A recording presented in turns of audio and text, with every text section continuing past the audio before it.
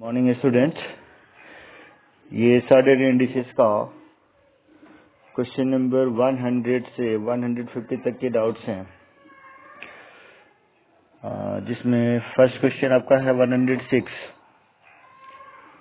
The exponential form of square root of 2 into square root of 3। देखिए इस question में ना एरर दिख रहा है। ये स्क्वायर रूट ऑफ 2 जो है वो कंप्लीट पे खींचा गया है, सिर्फ और सिर्फ स्क्वायर रूट ऑफ 2 पे है।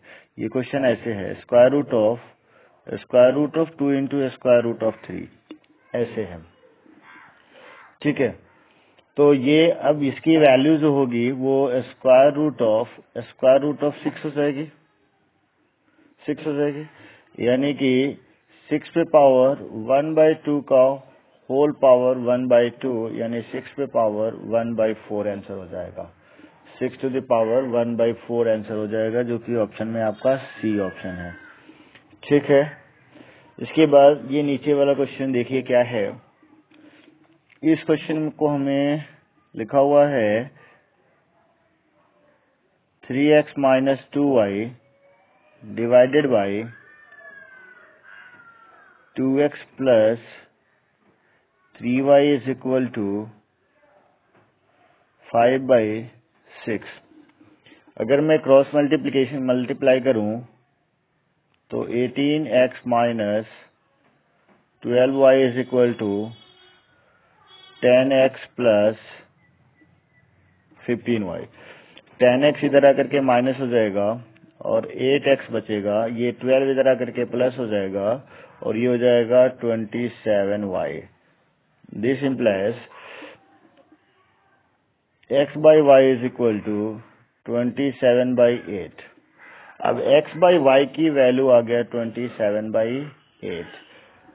अगर मैं इसका क्यूब रूट निकालूं, यानी कि cube root of x by y is equal to, तो क्यूब रूट निकालेंगे तो इसका क्यूब रूट निकल जाएगा, ये 3/2 हो जाएगा। ठीक है, तो हो जाएगा 3/2 हो जाएगा। तो इसको हम ध्यान में रख लेते हैं। अब हमें क्या काम करना है, देखिए यहाँ भी एरर है, यहाँ भी एरर है, इस वाले क्वेश्चन में भी एरर है। क्यूब रूट ऑफ एक्स है, न कि cube root of whole x plus third root of y, ये गलत है। ये तो थर्ड रूट ऑफ एक्स है, थर्ड रूट ऑफ एक्स पे plus third root of y है डिवाइडेड बाई, और मैं इसको थोड़ा सा इरेज कर लेता हूँ ताकि स्पेस हो जाएगा हमारे पास काम करने के लिए। ठीक है, अब लिखते हैं third root of x plus third root of y divided by third root of x minus third root of y. अब मैं इसके न्यूमरेटर तथा इसमें इसका पावर है 2, होल पावर 2 है। अब मैं इसमें क्या करूं, थर्ड रूट ऑफ वाई से इसके न्यूमरेटर और डिनोमिनेटर को मैं डिवाइड करूं थर्ड रूट ऑफ वाई से, तो यहाँ पे क्या आ जाएगा, third root of x by y, और ये वाला कैंसिल हो जाएगा, क्या हो जाएगा 1 divided by third root of x upon y minus 1 का होल पावर 2।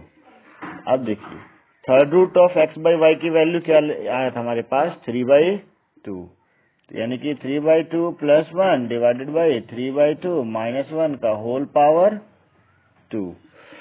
3/2 प्लस 1 की वैल्यू 5/2, और इसको अगर मैं मल्टीप्लाई करूं, -1 है, ये -1 है, 3/2 माइनस 1 1/2, 1/2 को मल्टीप्लाई में अगर हमने चेंज कर दिया तो 2/1 का होल पावर 2। ये 2 से ये 2 कैंसिल, 5 पे पावर 2 का मतलब 25, जो कि आपके ऑप्शन में दिया हुआ है। ठीक है, नेक्स्ट पेज पे चलते हैं। Question number 110। देखिए ये क्वेश्चन कई बार कॉम्पिटिटिव एग्जाम में, रेलवे, बैंक में बहुत पूछा जाता है इस टाइप के क्वेश्चन। ये चैप्टर पूरा ही इम्पोर्टेंट चैप्टर है, इसमें आपका कैलकुलेशन है, और आप जितनी प्रैक्टिस करेंगे उतना ही आपको बेनिफिट मिलेगा। तो आप बार बार इसको प्रैक्टिस करिए, एक बार और रिन्यू कराएंगे हम इसको कंप्लीट करने के बाद। ठीक है, ये चैप्टर बहुत इंपॉर्टेंट चैप्टर है कंपटीशन के पॉइंट ऑफ व्यू से, ये फ्यूचर में आपको बहुत काम आना है। ठीक है, तो अभी इसको देखते हैं। अब ये 4 पे पावर 61 है, अगर मैं इसको एक्सपेंड करूं तो पॉसिबिलिटी नहीं है ना, इसका एक्सपेंडेशन पॉसिबल नहीं है ना। तो अब हम इसमें क्या करेंगे, इसमें 4 टू द पावर 61 सबसे लोएस्ट पावर है जिसको हम कॉमन कर लेंगे। तो 4 पे पावर 61 हमने कॉमन कर लिया, तो यहाँ पे क्या बचा 1। अगले में क्या बचेगा 62 है पावर, तो 4 बच जाएगा, 4 पे पावर 1 बच जाएगा। यहाँ 62 है, 63 है, 61 निकालेंगे 4 पे पावर 2 बच जाएगा, 4 पे पावर 2 का मतलब 16।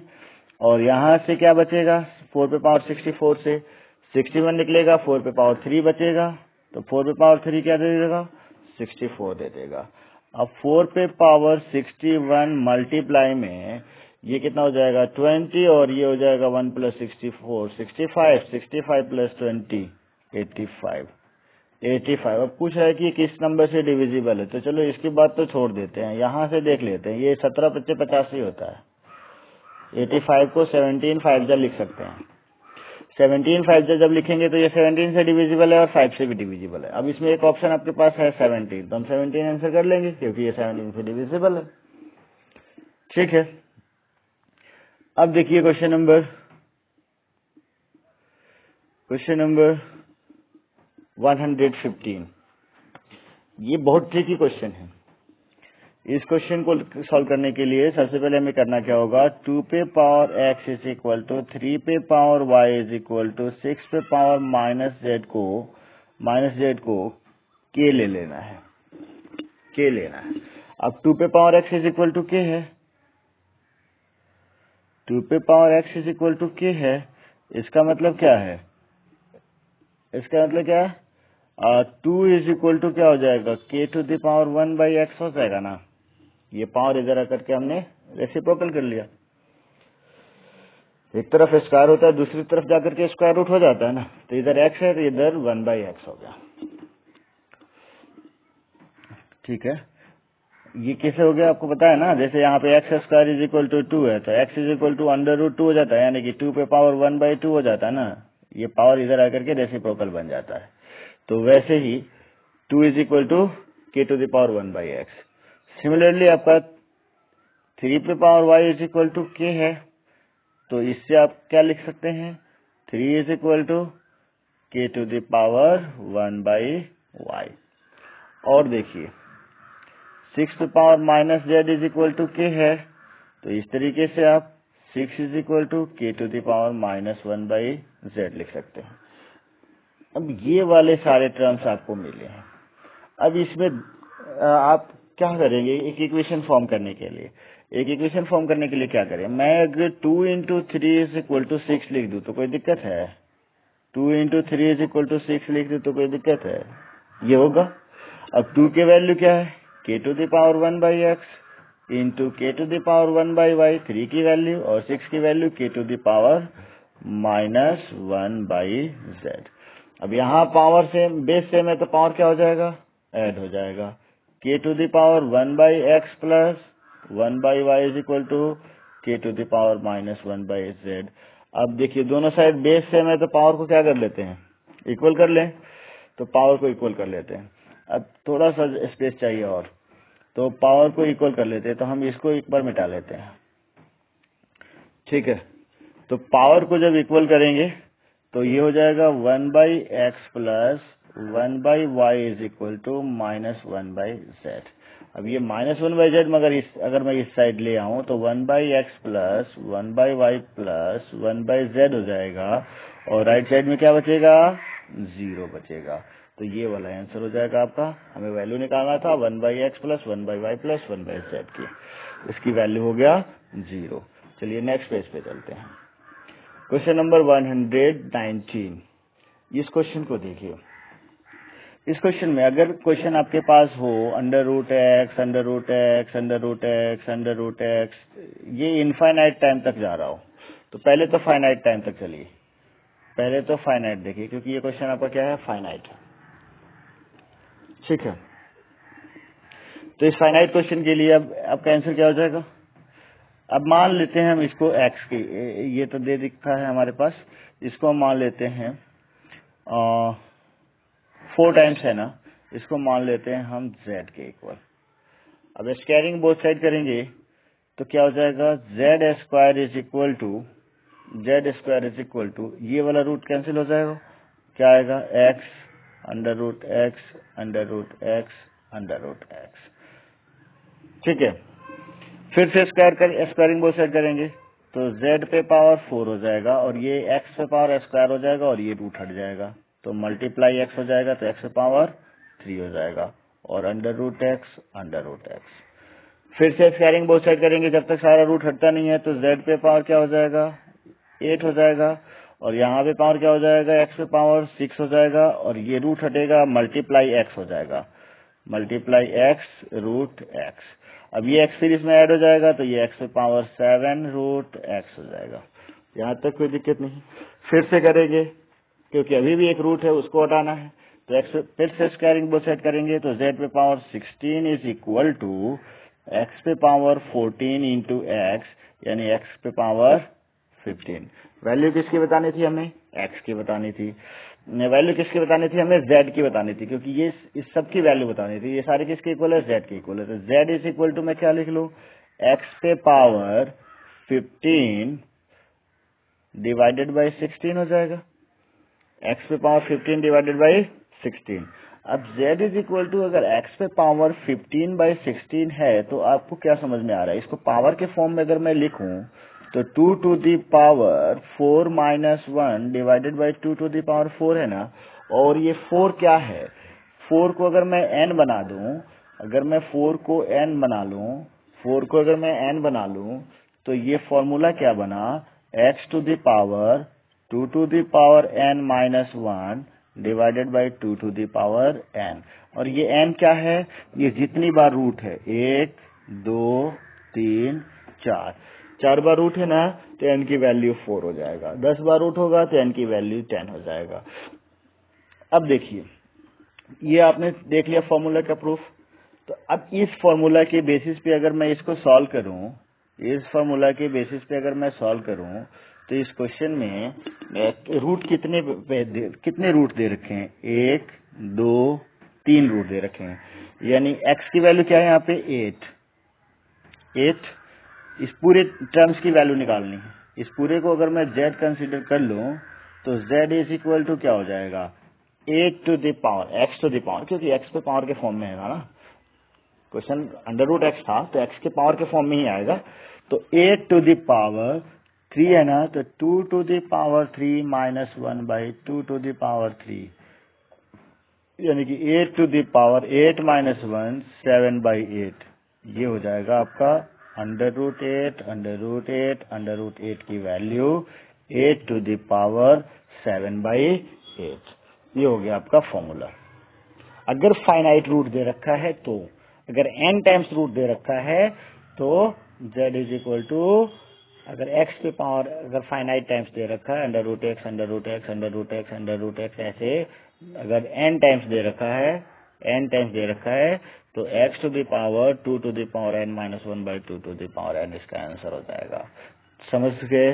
अब देखिए इसी क्वेश्चन को अगर मैं आपको बता दूं कि अगर ये वैल्यू इनफाइनाइट टर्म्स तक जा रहा हो, जैसे मैंने इसको तो फाइनाइट बता दिया, n टाइम्स तक बता दिया, लेकिन अगर ये इनफाइनाइट जा रहा है तब क्या रिजल्ट आएगा, तब क्या रिजल्ट आएगा। अब जैसे मान लीजिए कि under root x under root x under root x ये डैश डैश डैश इनफाइनाइट तक जा रहा है तो हम इसको z के इक्वल कंसीडर कर लिए।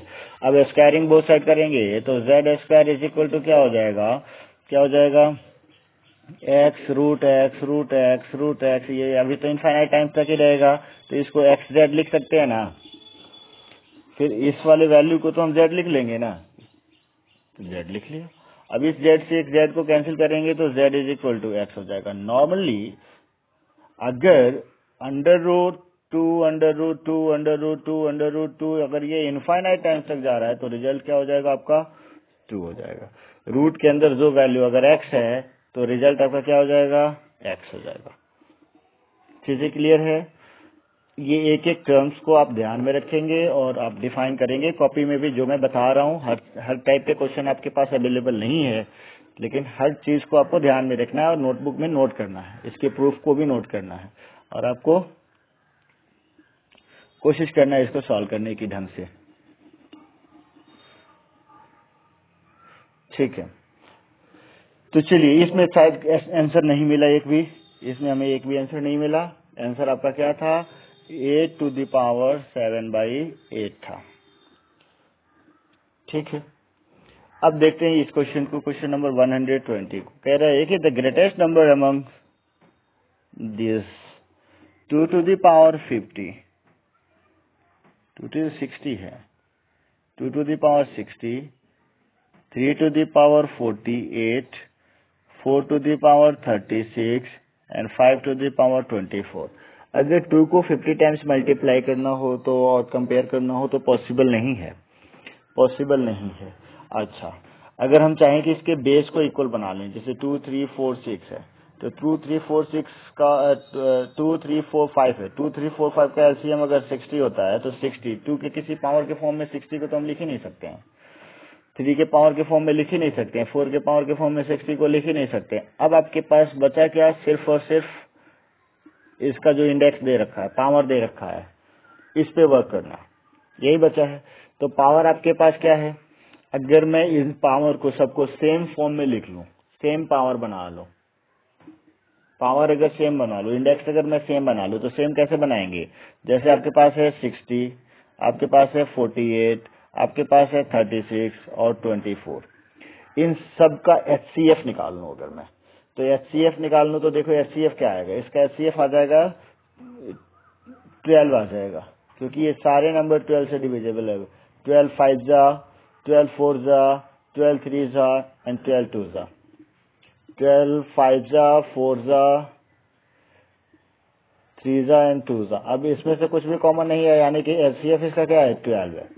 तो मैं इसको 12 के पावर के फॉर्म में लिखूंगा, तो मैं लिखूंगा 2 to the power 5, 5 into 12 multiply करेंगे 60 हो जाएगा, 2 to the power 5 पे पावर 12 हो गया।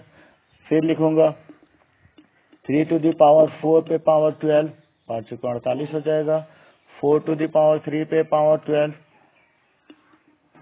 36 हो जाएगा, एंड 5 to the power 2 पे पावर 12 हो जाएगा 24। अब आपको इसका बेस देखिए, सबके पावर 12 हो गया।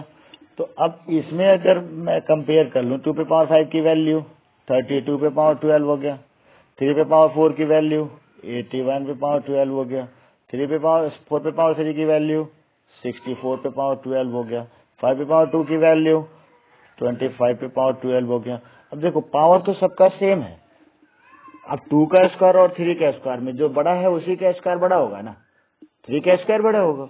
तो सिमिलरली अगर मैं बात कर रहा हूं तो जो जिसका बेस बड़ा होगा, क्योंकि सबका इंडेक्स सेम है, सबका पावर सेम है, सबका पावर सेम है, तो जिसका बेस बड़ा होगा वही सबसे बड़ा होगा, जिसका बेस छोटा होगा वही सबसे छोटा होगा। यानी कि 81 to the power 12 सबसे बड़ा है, और 81 to the power 12 कौन दिया है? 3 to the power 48, यानी कि 3 to the power 48 सबसे बड़ा है, और सबसे छोटा कौन है?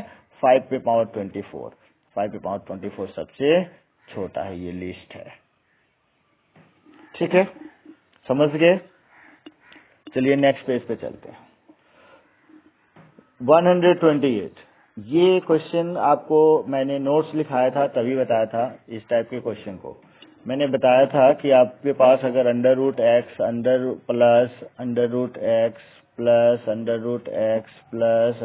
√x ये इस टाइप के क्वेश्चंस अगर आपके पास आ जाए और ये इनफाइनाइट तक जा रहा हो, तो हमने क्या कहा था कि x के 2 फैक्टर लिखना, एक n और एक n+1, एक n और एक n+1, दोनों कंसेक्यूटिव फैक्टर होने चाहिए, ठीक है। तो जैसे अब यहाँ पे x की जगह पे 56 है, तो 56 के हमने 2 फैक्टर लिख लिया, 7 और 8। एक फॉर्म ये बताया था प्लस वाला, और दूसरा फॉर्म बताया था हमने माइनस वाला, x minus x minus minus minus x minus √x minus √x, और ये जा रहा है इनफाइनाइट तक। तो ये आपका माइनस वाला फॉर्म है, तो माइनस वाला हो या प्लस वाला हो, बस इसमें डिफरेंस क्या है, दोनों को वैसे ही लिखना है, n और n+1 का फैक्टर के फॉर्म में लिख लेना है। तो यहाँ पे x की जगह पे 56 है, तो 56 का 2 फैक्टर कंसेक्यूटिव फैक्टर कौन है? 7 और 8, 7 और 56 होता है, 7 और 8। प्लस वाले केस के लिए आंसर n+1 हो जाता है, तो तो n+1 कौन है यहाँ पे 8 है, और यहाँ पे 56 का दो फैक्टर जो 7 और 8 है, माइनस वाले के लिए n आंसर हो जाता है, माइनस वाले के लिए आंसर क्या होता है n, तो n की वैल्यू 7, तो यहाँ पे n की वैल्यू 7, इसका आंसर क्या हो जाएगा 7 हो जाएगा। बस इसके दो फैक्टर बनाना है 7 और 8, नेगेटिव वाला हो तो छोटा वाला लेना है, पॉजिटिव के फॉर्म में दिया हो तो बड़ा वाला आंसर ले लेना है, इसको ध्यान रखना है इस फॉर्मेट में, इसका शॉर्ट ट्रिक्स है, ठीक है। बाकी इसका सॉल्यूशन क्वाड्रेटिक इक्वेशन में जाएगा, इसलिए मैं नहीं बता रहा हूँ क्योंकि क्वाड्रेटिक इक्वेशन अभी हमने पढ़ा नहीं है, ठीक है।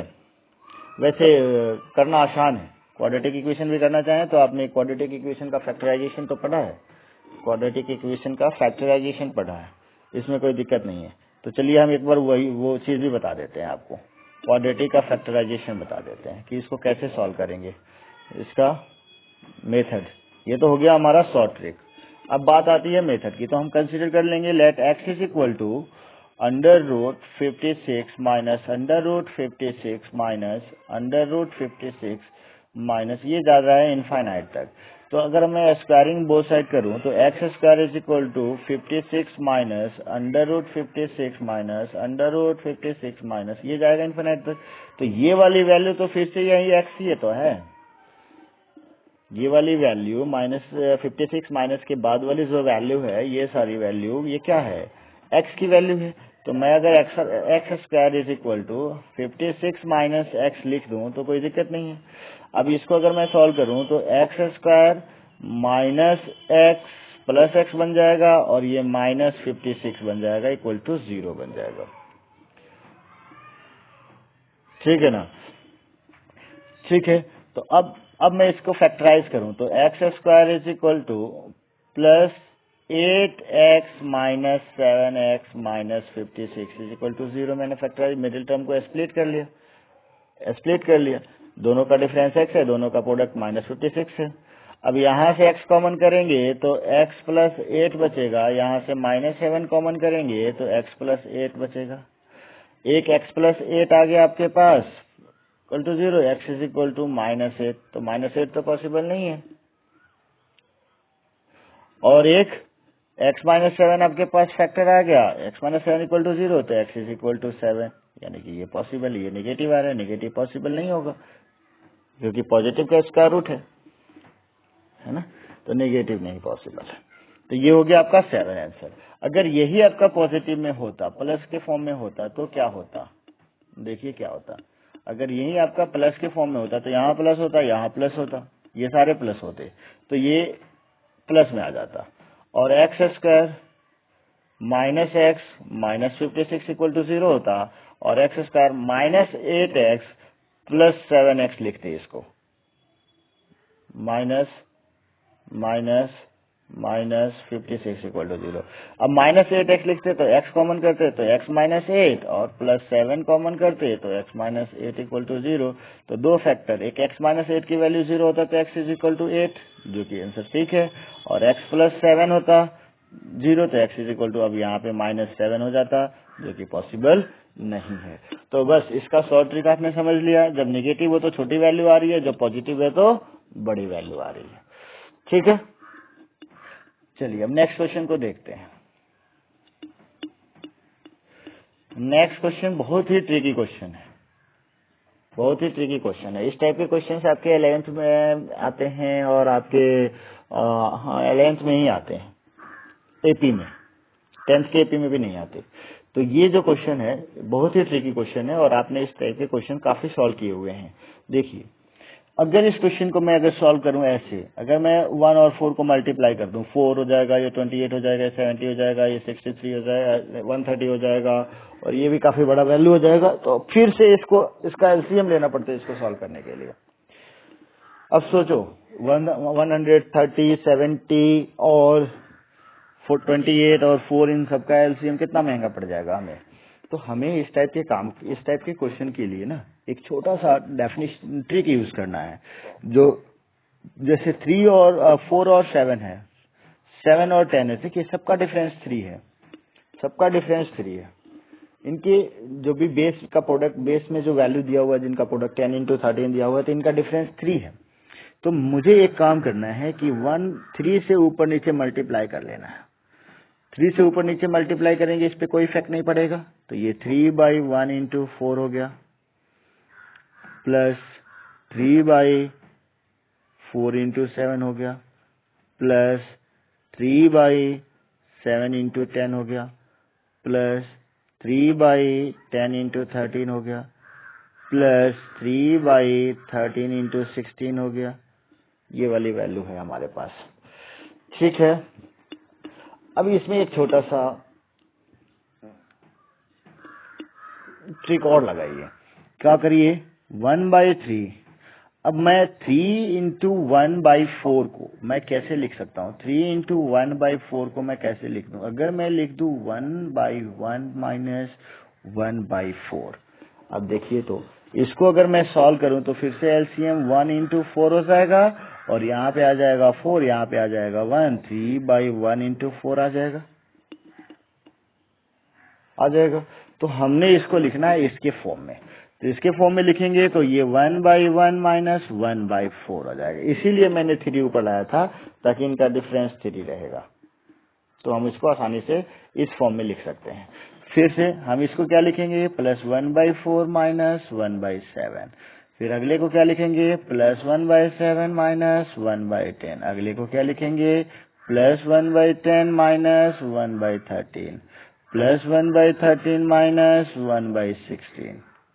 इतना वैल्यू आ गया आपके पास। अब देखिए तो 1/4 से 1/4, 7 से 7, 1/10 से 1/10, 1/13 से 1/13, रिजल्ट आपके पास क्या बचा, 1/3, 1 माइनस 1/16, 1/3 ऑफ। अब फिर से इसका एलसीएम लेंगे तो 16 हो जाएगा, और 16 माइनस 1, 15/16 हो जाएगा। इसको कैंसिल करेंगे 5, और 5/16 आपके पास आंसर आ जाएगा। 5/16 हमारे पास आंसर आ गया। ठीक है, यहाँ तक कोई दिक्कत नहीं है। चलिए नेक्स्ट पेज पे चलते हैं। अब देखिए ये सिंप्लीफिकेशन के क्वेश्चन है। बैंकिंग में इसके टाइप के क्वेश्चंस बहुत पूछे जाते हैं। बैंक पीओ का एग्जाम दे रहे हैं, या क्लर्क का एग्जाम दे रहे हैं, या एसएससी लेवल के एसएससी का एग्जाम दे रहे हैं, इस टाइप के क्वेश्चंस बहुत पूछे जाते हैं। और ये क्वेश्चन आपके 9th के आइडेंटिटी पे बेस्ड है। इसमें आइडेंटिटी पे ध्यान देखना है। देखो अब आप इसका प्रोडक्ट 5.71 इंटू 5.71 इंटू 5.71 प्रोडक्ट करने बैठ गए, 3 बार इसको प्रोडक्ट करोगे, फिर 3 बार इसको प्रोडक्ट करोगे, फिर देखो यहाँ पे 5.71 इंटू 5.71 दे रखा है, 5.71 इंटू 2.79 दे रखा है, फिर 2.79 इंटू 2.79 दे रखा है। तो इसका प्रोडक्ट करने बैठे तो करते रह जाएंगे, आधा घंटा लग जाएगा, और सही भी नहीं होगा, क्योंकि इतना प्रोडक्ट करना आसान नहीं है। कहीं ना कहीं माइनर मिस्टेक हो जाएगा, एक डिजिट का खेल है। ठीक है, अब इसमें अगर मैं 5.71 को ए कंसीडर कर लूं, और 2.79 को अगर मैं इसको ए कंसीडर कर लूं, और 2.79 को बी कंसीडर कर लूं, तो देखो यहाँ पे पहले क्या लिखा हुआ है, 3 बार इसको मल्टीप्लाई किया हुआ था, यानी कि ए का क्यूब लिखा हुआ है। 3 टाइम्स मल्टीप्लाई का मतलब ए पे पावर 3, माइनस अगर इसको हमने बी माना है तो ये 3 बार प्रोडक्ट है, यानी बी पे पावर 3 है, डिवाइडेड बाई ये 2 टाइम्स प्रोडक्ट है, तो ए स्क्वायर है। अब देखो ए है और बी है, प्लस में ए बी लिखा हुआ है, और लास्ट वाले में क्या है, प्लस में बी स्क्वायर। अब A cube minus B cube का फैक्टर फॉर्मूला हमें आता है, क्या आता है, A minus B into A square plus A B plus B square. नीचे क्या है, यही है, A square plus A B plus B square. अब ये देखो तो कैंसिल आउट हो गया, बचा क्या आपके पास, ए माइनस बी। अगर मैं प्रोडक्ट करने बैठूं तो क्या पॉसिबल है, ए माइनस बी का मतलब 5.71 माइनस 2.79, और इसका सब्ट्रैक्शन तो हमारे लिए काफी आसान है। 11 में से 9 गया 2, 16 में से 7 गया 9, 4 में से 2 गया 2, 2.92 अपना आंसर हो जाएगा। ठीक है, काफी आसान हो गया। इसी तरीके से आइडेंटिटी यूज करना है आपको 134 में भी। अब देखिए 2.3 पे पावर क्यू है, और ये 0.027 लिखा हुआ है, तो क्या ये 0.3 पे पावर 3 नहीं है, तो 0.3 पे पावर 3 है। अब इसको क्यूब के फॉर्म में न लिख करके आपको परेशान करने के लिए इस फॉर्म में लिख लिया, तो आपने ध्यान ही नहीं दिया कभी कि इसको क्यूब भी लिख सकते हैं। तो अब फिर से आपका ए क्यूब प्लस बी क्यूब का फॉर्म आ गया। अब A cube plus B cube का अगर फॉर्म आता है तो इसकी भी आइडेंटिटी आपको आता है, इसकी भी आइडेंटिटी आपको आता है। देखिए नीचे भी आइडेंटिटी पे ही बेस्ड होगा, ए स्क्वायर माइनस ए बी। देखिए 2.3 और 0.3 का प्रोडक्ट है ये, तो इसको मैं लिख लूं 2.3 पे पावर 3 माइनस नहीं प्लस है 0.3 पे पावर 3 डिवाइडेड बाई 2.3 पे पावर 2 माइनस 2.3 इंटू 0.3 की वैल्यू है 0.69 यहाँ पे, ठीक है। और ये 0.09 जो है वो 0.3 का स्क्वायर है। अब देखिए बन गया ना A cube plus B cube, और नीचे A square minus A B plus B square, तो इसको हम तोड़ लेंगे इसका फैक्टर फॉर्मूला पे। A cube plus B cube का फॉर्मूला क्या होता है, A plus B into A square minus A B plus B square. नीचे वाला वैल्यू सेम है तो इसको मैं कैंसिल आउट कर लेता हूँ इससे। बचा हुआ क्या है वैल्यू हमारे पास, 2.3 प्लस 0.3। नीचे वाला वैल्यू ये वाला मैंने लिखा नहीं यहाँ पे, सेम वैल्यू आएगा, कैंसिल आउट हो जाएगा और दोनों का एडिशन 2.6 हो जाएगा। 2.60 ये हो गया आंसर। ठीक है, सेम क्वेश्चन आपका 41 भी है, सॉरी 40। सेम क्वेश्चन है, सेम आइडेंटिटी लगाना है। क्या आइडेंटिटी लगाना है, देखो ए क्यूब प्लस बी क्यूब है, ए क्यूब प्लस बी क्यूब का आइडेंटिटी लगाना है। ए क्यूब प्लस बी क्यूब लिखा हुआ है, ए की वैल्यू यहाँ पे 0.41 ले लिया और बी की वैल्यू 0.69 ले लिया। नीचे देखिए क्या है, A square minus A B plus B square है, A square minus A B plus B square. फिर ऊपर वाले का फैक्टर फॉर्मूला तोड़ेंगे, A plus B into A square minus A B plus B square.